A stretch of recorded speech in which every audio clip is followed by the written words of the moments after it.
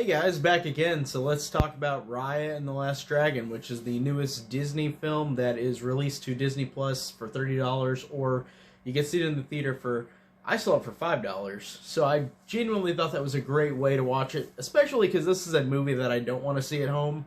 I feel like it would kind of ruin the experience of watching a big epic movie like on TV at home. I feel like that would have kind of ruined how I felt about it.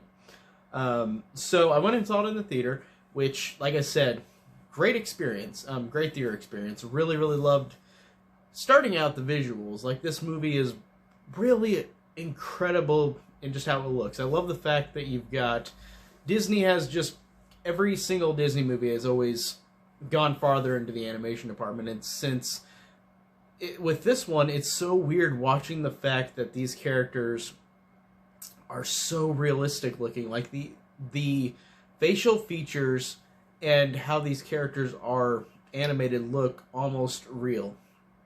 And it's genuinely so cool with that fact that they really are trying to make this almost hard to differentiate between real life and animation. And I love that Disney's doing that. Because like I said, I love Disney movies. Disney has been a thing I've loved since I was a kid. I was, of course, going to see this movie. And we haven't got a lot of Disney movies recently. Like, we got Soul, which I really loved as well. But I haven't really seen any, like, theatrical Disney movies or Disney movies that went to Disney Plus besides Soul or Mulan.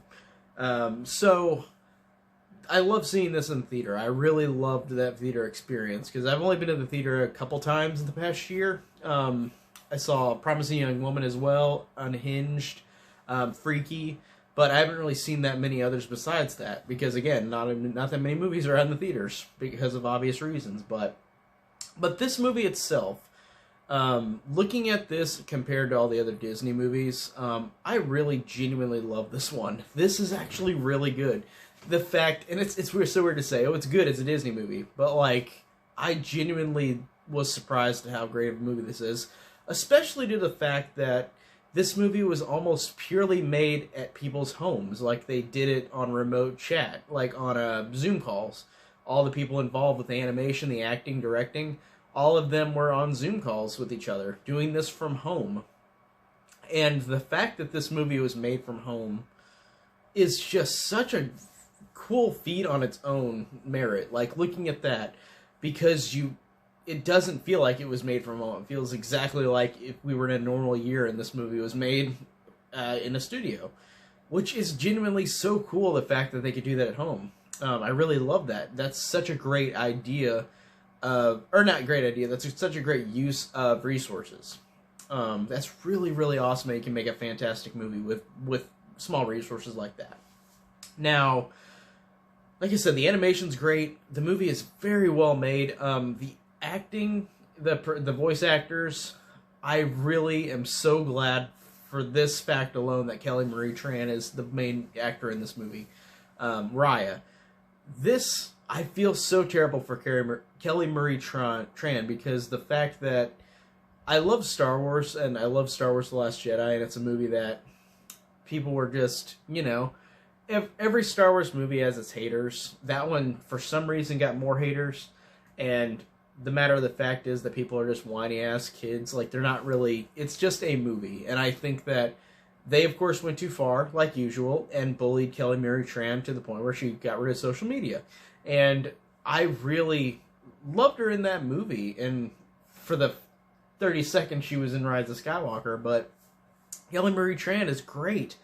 And I love the fact that they brought her in to make this movie where she is this main character and she is going to be remembered forever, like the other Disney princesses. And I really think her voice performance, too, is genuinely so good. I almost, in moments, forgot it was her because she made such good use of... She could really change her voice around where you could tell it was Kelly Marie Tran. God, I can't say that right because I'm saying it too quick. Kelly Marie Tran. Whenever she does the voice acting in this movie, it's so well done, and she can really change dialect a little bit, where, like, you really look at it like you can tell it's her, but you can also feel like it's another person doing this performance, and I love that an actress can do that. And like I said, all everything needs to go to Kelly Marie Tran. Like she really deserves more stuff than she got because of the shitty ass Star Wars fans. And it's really a shame that that they took her a while to get her really anything else, but they gave her something incredibly important for Disney. Like I said, I love this movie and I love the character of Raya. I thought this character was really well done. I like the fact that it's a character that it's like the other Disney movies, but I liked, again, the performance. I like the fact that this character is this strong character, but she doesn't have to point it out. It's not just... Because I noticed that movies do this, where, like, you've got a female character, and then they have to point out, it's a female character and she's strong. And I feel like you don't have to point out that she's a strong female character. You can just have the audience realize, oh, she's a cool person and she's a strong person, but you don't have to point it out. And this movie didn't do that. I like that the movie just let this character be a character. Doesn't matter what gender it is. I thought that was awesome. She was really just a great character. And I love the fact, and this is light spoilers, just because of a voice doing like a voice actor doing the voice of the dragon, I'm going to spoil, which I feel like people will know if they've seen anything but the trailer. The trailer didn't give away who does the voice of the dragon, but the dragon is voiced by Awkwafina, who I actually really genuinely love. I think she's a great actress. I think she's so funny. Specifically in Crazy Rich Asians, she cracked me up in every line she said. And in the movie The Farewell, which was a drama movie, she is fantastic in as well. And that movie, Crazy Rich Asians, was about this Asian couple, and like they were going around Asia. And it was like a romantic comedy, and it was really good. But she was also in this other movie where you look at her as a dramatic person in the movie The Farewell, where like this character is going through kind of a loss about a mother or grandmother almost gone, and they haven't told the grandmother that she's gonna die, and she's the only one that knows the secret. And she's really great in that movie as well. I really love Awkwafina in The Farewell and in Crazy Rich Asians. And she's been in other stuff too, but those two specifically are the ones I remember the most. And she just makes me laugh at anything. I think she's so funny. Like, genuinely, I just laugh at everything she says. I think she's one of my favorite comedians right now in movies that I've seen. And I really love her. She has a lot of range. Like I said, dramatic and also comedic as well. And she voices the dragon, the last dragon. So, this is so funny because this character, whenever you see this dragon, you don't expect it to be Awkwafina. And I feel like it'll turn people off in terms of being a silly character from this dragon. But I really love that. I love the fact that it made this character so likable and charming. Because Awkwafina does that great. So I really love that. I love the fact, too, that this is a quest movie where, like, Raya and the dragon are trying to find shards of a orb. Light spoilers, I guess, is what I'm saying. That's the basic light plot of it, to save the day. And they come across a lot of other people along their journey that they go with them. They come across a kid chef.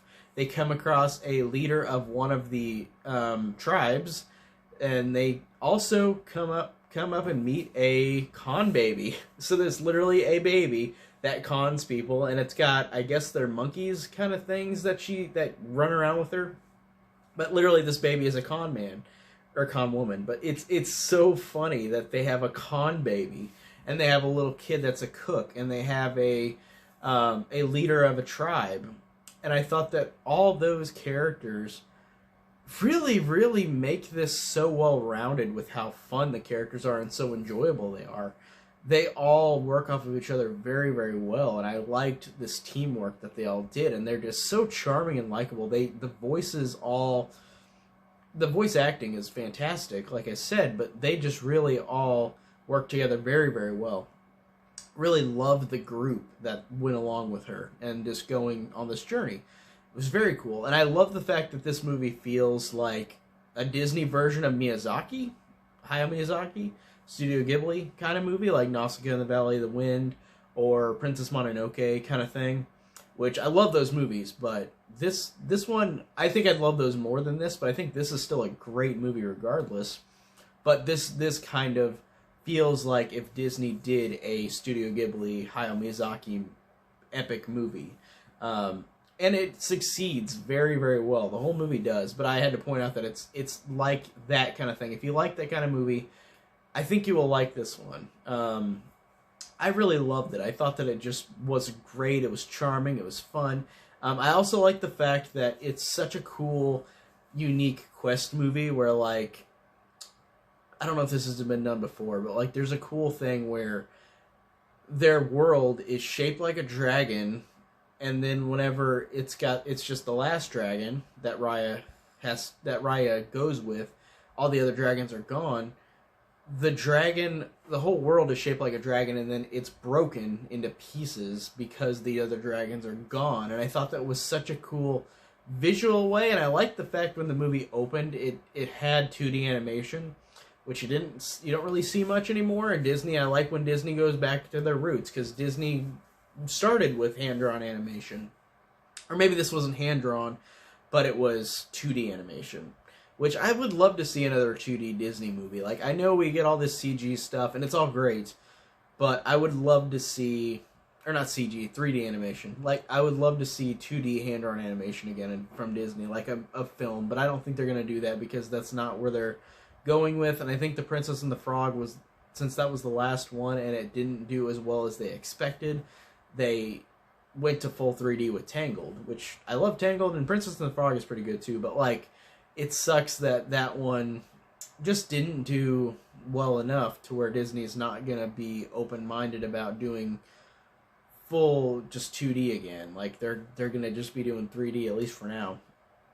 But regardless, though, of that, I still love this movie. Like I said, it's fantastic. I think it's so fun, so charming, so innovative, so interesting.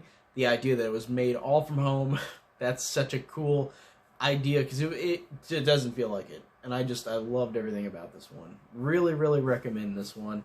Loved Raya and the Last Dragon. So that is it. I think next up for new movies, I just watched Coming to America, the original, and I'm going to review that, but then I'm going to review Coming to America 2, which I haven't seen yet. But that'll be the next, like, current movie I'm going to review on this channel, so stay tuned for that. And I've also got other things coming up, specifically horror like usual, but that's it today for this review, and thank you guys for watching.